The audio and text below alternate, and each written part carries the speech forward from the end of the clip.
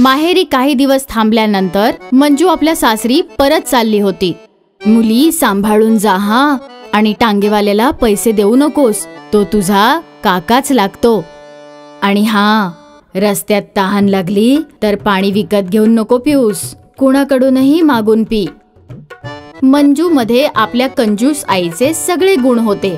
सासरी पोचून सगळ्यात आधी ती आपले सगळे पैसे तिजोरीत बंद करून ठेवते. तेवढ्यात मंजूची मुलगी तिकडे येते आणि म्हणते, आई, आईस्क्रीम वाला आला आहे, मला आईस्क्रीम घेऊन दे. बाळा, नवीन आईस्क्रीम विकत घ्यायची गरज नाहीये. 4 दिवसांपूर्वी जे आईस्क्रीम तू जमिनीवर पाडलं होतंस ते मी उचलून फ्रीज मध्ये ठेवलेलं. आज तू तेच खा, मी आत्ता घेऊन येते. मंजू इतकी कंजूस असते की कांदा आणि बटाट्याची सालं सुद्धा बघत नसते. त्या सकटच ती भाजी बनवते. वहिनी, हे काय, भाजीत कांदा आणि बटाट्याची सालं पण घातलीयस? माहितीये का तुला कांदा आणि बटाटा किती महाग झालेला आहे ते? कमवतात तर तुझे भाऊ, तू तर इथे बसून फक्त तोंड चालवतेस.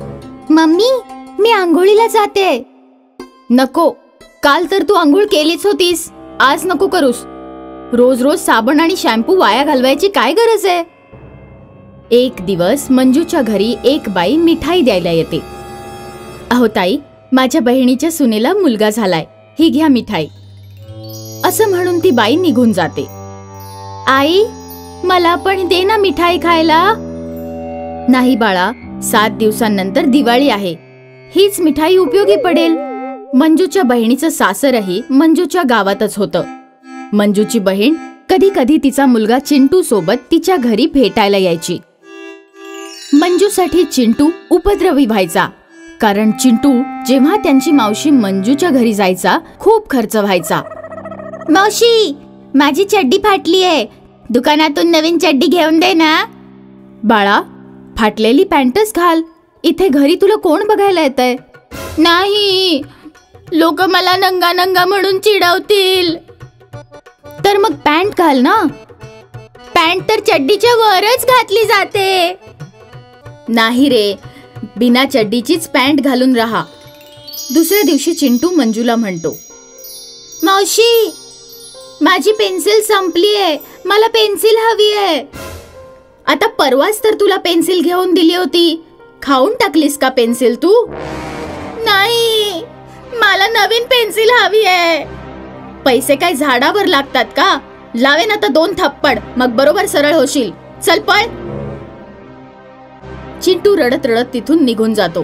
काही दिवसांनी चिंटू स्वतःच्या घरी निघून जातो. तेव्हा मंजूला चिंटू सोबत आपल्या वागण्याचा पश्चाताप होऊ लागतो. मग एक दिवस मंजू चिंटूच्या घरी जाते. अरे चिंटू बाबू, कसा आहेस? मला तुमच्याशी बोलायचं नाहीये. असं नाही म्हणायचं बाळा, मावशीला नमस्ते म्हण. चिंटू, आज मी तुला जंगल बुक मूवी दाखवायला घेऊन जाणार आहे. काय, खरंच? हा, चल मावशी, PVR ला जाऊया. नाही बाळा, इथे जवळच जे एक लोकल थिएटर आहे तिथेच जाऊया. शेवटी फिल्मच तर बघायचे, कुठल्याही सिनेमामध्ये बघूया. मंजू तिकीट काउंटरवर तिकीट विकत घेत असते. 2 तिकीट कितीला मिळतील? 120 रुपये. पण माझ्या बरोबर तर एक मुलगा आहे, त्याचं तर हाफ तिकीट लागलं पाहिजे. नाही मॅडम, पूर्ण तिकीट लागेल. तिकीट विकत घेतल्यावर मंजू चिंटूला घेऊन आत जाते. मंजू आणि चिंटू फिल्म पाहत असतात. मावशी, मला तहान लागली आहे. आता कुठे 10 मिनिटं नाही झाली आणि तुला तहान लागायला लागली. मध्यांतर होऊ दे, मग पाणी पिऊया. मंजू फिल्म पाहण्यात दंग होऊन जाते. जेव्हा मध्यांतर होते तेव्हा तिला समजतं की चिंटू तिच्या सोबत नाहीये. अरे देवा, हा चिंटू कुठे गेला? मंजू गेटकीपरकडे जाते. दादा, तुम्ही आता कुठे एका लहान मुलाला पाहिलत का? त्याचं नाव चिंटू आहे. माहित नाही बाईसाहेब, इथे तर भरपूर मुलं ये जा करत असतात. अरे देवा, काय करू या मुलाचं? कुठे जाऊन शोधू? अजून तर अर्धा पिक्चर बाकी आहे, तो नाही पाहिला तर तिकिटाचे पैसे पण वाया जातील. पूर्ण फिल्म पाहिल्यावरच त्याला शोधायला जाईन मी. तिकिटाचे पैसे वसूल करण्याच्या नादात मंजू पूर्ण फिल्म बघितल्यानंतर सिनेमा हॉलमधून बाहेर पडते. मंजूला चिंटू कुठेच सापडत नाही. अरे देवा, काय करू? पोलिसात रिपोर्ट करू का? असं तर झालं नसेल की चिंटूला कोणी किडनॅप केलं असेल? जर किडनॅप केलं असेल तर किडनॅपर माझ्याकडे पैसे मागेल. मंजू चिंटूच्या घरी जाऊन पोहोचते. काय झालं ग ताई, इतकी उदास का दिसतेस? चिंटूने परत काही मस्ती केली की काय? नाही नाही, ते तर मी असंच. अगं, आज माझ्याकडून एक फार मोठी चूक झाली आहे. तो चिंटू. काय झालं चिंटूला? काही नाही मंजू, मला माफ कर ग. चिंटू माहित नाही कुठे हरवलाय. सिनेमा हॉलमध्ये माझ्या सोबतच बसला होता, पण मी फिल्म पाहण्यात इतकी रमले की समजलंच नाही की तो उठून कुठे निघून गेला. तेवढ्यात अचानकपणे चिंटू तिथे येतो. अरे चिंटू, तू कुठे निघून गेला होतास? मला मावशीने पाणी नाही प्यायला दिलं, म्हणून मी मूवी सोडून अर्ध्यातून निघून आलो. मग रस्त्यात मला माझे मित्र भेटले, मग मी त्यांच्यासोबत क्रिकेट मॅच बघायला गेलो. मला माफ कर ग ताई, इथून पुढे मी माझी कंजूसी सोडून देईन. त्या दिवशी मंजूला जाणीव झाली की अति कंजूसी चांगली नसते. कधी कधी थोडेफार पैसे वाचवण्याच्या नादात माणूस फार मोठ्या त्रासात अडकू शकतो. ही गोष्ट आहे विमला आईस्क्रीम वालीची. विमला आपल्या आईस्क्रीम साठी प्रसिद्ध होती. मला ऑरेंज फ्लेवर पाहिजे आणि मला लेमन आणि मला तर स्ट्रॉबेरी फ्लेवर पाहिजे. हा सगळ्यांना देते आहे. विमलाच्या हातात नेहमी एक घंटी असायची. जशी ती घंटी वाजवायची तशी गल्ली बोळ्यातली सगळी मुलं तिच्याकडे धावत यायची. ह्या शहरात एक आईस्क्रीमचं दुकान पण होतं, पण कोणतंच मूल तिकडे नजर नव्हतं येत. न जाणो विमलाने ह्या मुलांवर काय जादू केलीये. आमच्याकडचं आईस्क्रीम कोणी घेतच नाही. तेव्हा विमला त्या दुकानाजवळून जात होती. अगं ए विमला, बोलिये, असं काय खास आहे तुझ्या आईस्क्रीम मध्ये? ते भला मी तुम्हाला का सांगू? बरं जाऊ दे, एक आईस्क्रीमच देऊन टाक. तुमच्याकडे इतक्या सगळ्या आईस्क्रीम्स आहेत, त्याच खा. आईस्क्रीमचा दुकानवाला हक्का बक्का राहिला आणि विमला तिकडून निघाली. आता दुकानदार विचार करू लागला की कसा आता विमलाचा काटा काढायचा. काहीतरी मार्ग नक्कीच असेल की मी या विमलाला दडा शिकवू शकू. दुसऱ्या दिवशी पुन्हा विमलाने नेहमीसारखी आईस्क्रीम बनवली आणि आईस्क्रीम विकायला निघाली. विमलाच्या घंटीचा आवाज ऐक सगळे मुलं तिच्याकडे खेचली गेली. विमलाने एक एक करून सगळ्या मुलांना आईस्क्रीम दिली. आज विमलाचा व्यापार चांगला झाला होता. असं वाटतं दुपारपर्यंत सगळ्या आईस्क्रीम संपतील. आणि तसंच झालं. विमलाने भर दुपारी आपलं शेवटचं आईस्क्रीम विकलं आणि ती आता रिकामा डबा घेऊन आईस्क्रीमच्या दुकानासमोर जात होती. बघा, माझ्या आता सगळ्या आईस्क्रीम विकल्या गेल्या आणि माझी सगळी आईस्क्रीम तशीच पडून आहे. तुला काय माहित किती नुकसान होतं या सगळ्या गोष्टीमुळे. खरं तर तुझ्यासारखं कोणीतरी मला गरजेचं आहे जो जागी जागी फिरून आईस्क्रीम विकू शकेल. आणि तेवढ्यात दुकानदाराला एक युक्ती सुचली. ऐक विमला, यात तुझाही फायदा आहे आणि माझाही. तो कसा काय? हे बघ, हे माझं आईस्क्रीम तू सुद्धा गावोगावी फिरून विकून ये. मी तुला अर्धे पैसे देईन. कमीत कमी माझं नुकसान तरी टळेल. विमलाने थोडा विचार केला. तसं सौदा वाईट नाहीये, पण वगैरे असू दे, हे घे. दुकानदारने विमलाच्या डब्यामध्ये आईस्क्रीम भरायला सुरुवात केली आणि मग विमला निघाली आईस्क्रीम विकायला. आणि नेहमीसारखंच मुलांनी विमलाकडून आईस्क्रीम विकत घ्यायला सुरुवात केली. संध्याकाळपर्यंत विमलाने सगळ्या आईस्क्रीम्स विकल्या होत्या. ही घ्या आजची कमाई. अरे बाबा, गेल्या कित्येक दिवसांपासून ही आईस्क्रीम माझ्या दुकानात पडून होती. तू एकाच दिवसात विकली. हे घे तुझे पैसे. विमलाला चांगल्यापैकी पैसे मिळाले आणि हे पाहून ती खूप खुश झाली. ती आपल्या घरी गेली आणि आज तर ती खुशीने नाचत होती. कुछ देर बाद काही वेळाने तिच्या दारावर जोर जोराने ठकठक होऊ लागली. विमला, दरवाजा उघड. उघड दरवाजा. आले. विमलाने दरवाजा उघडला आणि बघितलं तर सगळे गाववाले हातामध्ये लाकडी घेऊन उभे आहेत. काय झालं? तू आमच्या मुलांच्या आयुष्याशी खेळत आहेस विमला. किडे असलेलं आईस्क्रीम तू त्यांना खायला का दिलंस? नाही, मी भला असं का करेन? मग काय आम्ही खोटं बोलतोय? हे बघ, हे तुझ्याकडचंच आईस्क्रीम आहे ना. विमलाने ते आईस्क्रीम पाहिलं तर तिला आठवलं की हे आईस्क्रीम तर त्या दुकानदाराचं आहे. ते तुझ्याकडनं ही अपेक्षा नव्हती. तू आमच्या मुलांच्या आयुष्याशी खेळत आहेस. उद्यापासून तुझ्याकडचं आईस्क्रीम गावामध्ये कोणीच घेणार नाही. सरपंच रागावून तिकडून निघून गेले आणि गाववाले पण गेले आणि विमला तिथे बसून रडायला लागली. किती मूर्ख आहे मी. कमीत कमी आईस्क्रीम विकायच्या आधी त्याला पाहायचं तरी होतं. लालचेने मला आंधळं बनवलं होतं. मूर्ख आहे मी. विमलाला आपल्या लालचेवर पस्तावा होत होता. पण नंतर पस्तावून काय फायदा जेव्हा पाखरं खातील शेत. म्हणून तर म्हणतात मुलांनो, लालच वाईट गोष्ट आहे. ही गोष्ट हिना नावाच्या मुलीची आहे, जिची आई स्वर्गवासी झाली होती. परंतु तिचे वडील रमेश यांनी लोकांच्या सांगण्यावरून दुसरं लग्न केलं होतं. मीना एक गरीब कुटुंबातली होती. मीनावर 2 लहान भाऊ आणि 1 बहिणीची जबाबदारी होती. लग्नानंतर, हे पहा, मी तुझ्याशी लग्न केवळ माझी मुलगी हिना आणि मुलगा सोनूसाठी केलंय. माझ्याकडे खाण्यापिण्याची काही कमतरता नाही. स्वतःचं घर देखील आहे. तुला फक्त माझ्या मुलांना प्रेम द्यायचं आहे आणि त्या दोघांवर चांगले संस्कार करायचे आहेत. मला ते माहितीये, परंतु माझी फक्त एकच अट आहे. मी कधी माझ्या भावंडांसाठी काही केलं तर तुम्ही सुद्धा मला अडवणार नाही, कारण माझे माता पिता गरीब आहेत. हो, मला मान्य आहे, पण माझ्या मुलांना कसलीही कमतरता भासता कामा नये. माझ्या मुलांचा सांभाळ करून जो वेळ तुला मिळेल तो तुझ्या भावंडांना देऊ शकतेस. काही महिन्यानंतर मीनाला एक मुलगा झाला. सुरुवातीला मीना व्यवस्थित वागत असते, परंतु एक दिवस रमेश बाहेर गेल्यानंतर मीना रमेशच्या पहिल्या पत्नीचं कपाट उघडते, ज्याला त्याने हात लावायला सुद्धा मनाई केली होती. त्याच वेळी तिथे मोठा मुलगा सोनू येतो. हे काय चाललंय? तू माझ्या आईचं कपाट उघडून काय बघते आहेस? बाबांनी हात लावायचा नाही असं सांगितलं आहे ना? मीनाला तिचा सावत्र मुलगा सोनूचा खूप राग येतो, पण ती विचार करते की यावेळी चिडचिड न करता तिने शांत राहिलं पाहिजे.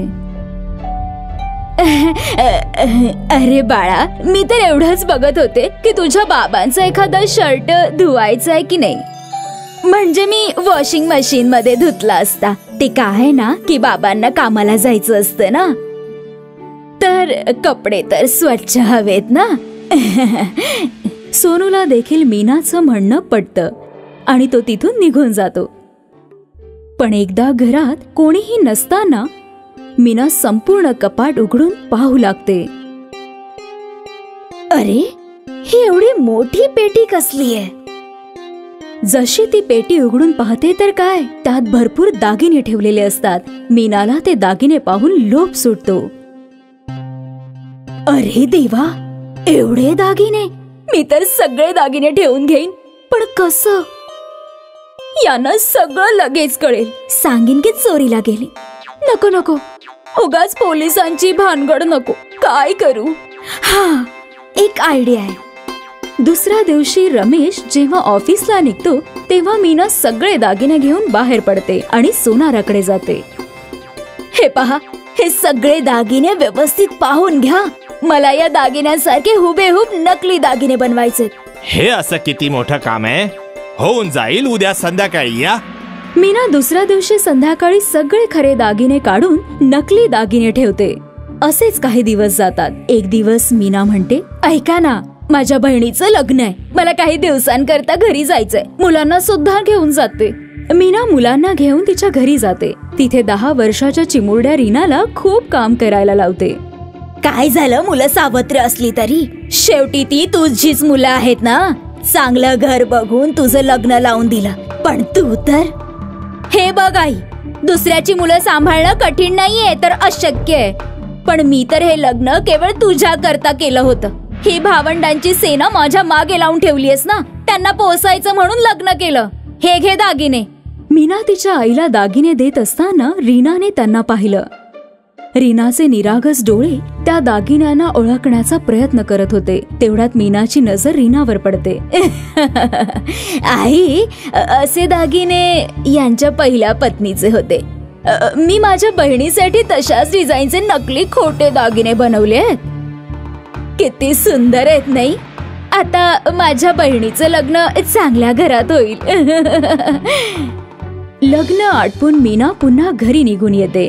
घरी आल्यावर ती रीनाला म्हणते, रीना, तू आता 10 वर्षांची झालीयस. मुलींना घरातलं सगळं काम यायला हवं.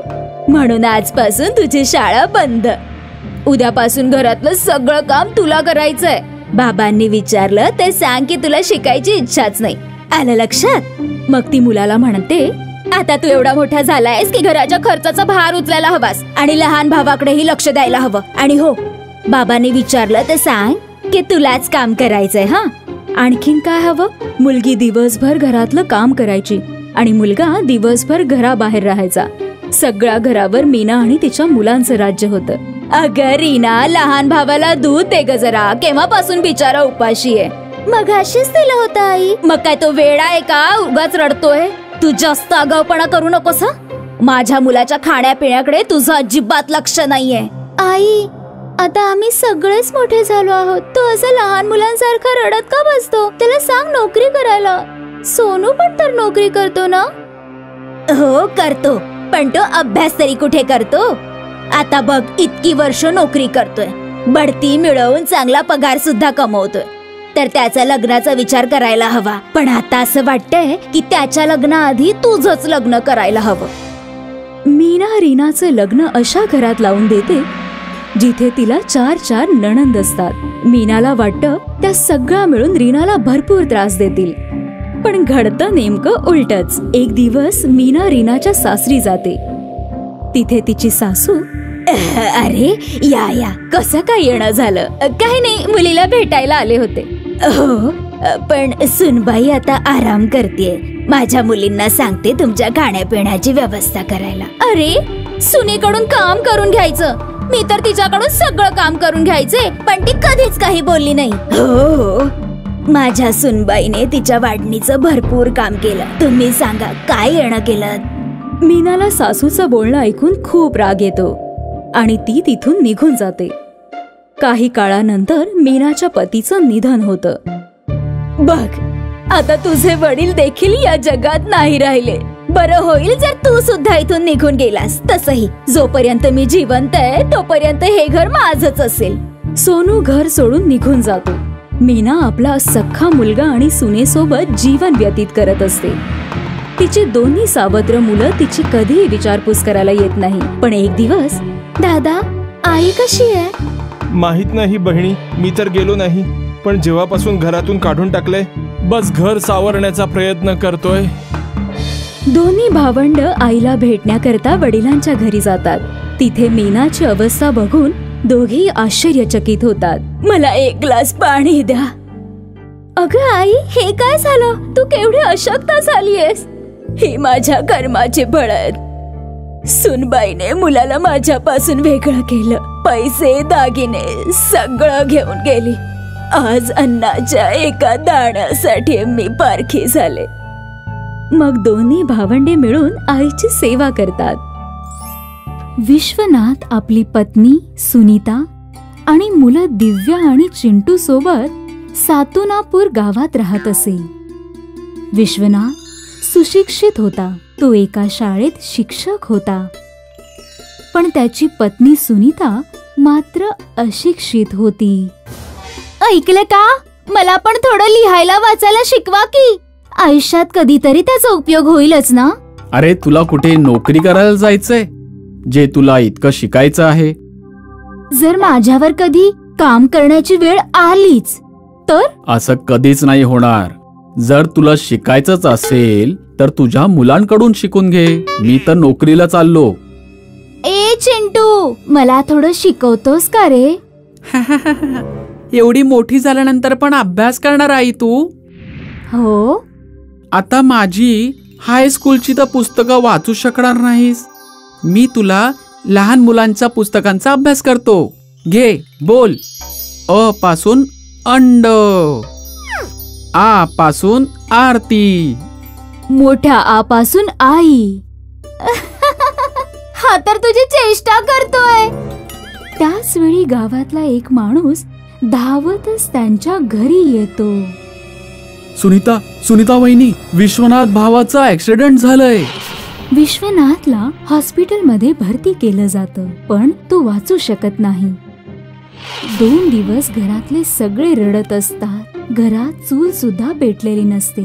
आता रडू नका मुलांनो, जे आपल्या नशिबात होतं ते झालं, पण तुम्ही काळजी करू नका. मी तुमचं शिक्षण थांबू देणार नाही. सुनीता नोकरीच्या शोधात बाहेर पडते, पण गावात तिला कोणतंही काम मिळत नाही. मुलांनो, आपल्या गावात अशिक्षित माणसांसाठी काहीच काम नाहीये आणि आपल्याकडे तर शेतीवाडी सुद्धा नाहीये. मी मुंबईला जाते, तिथून फार दूर नाहीये.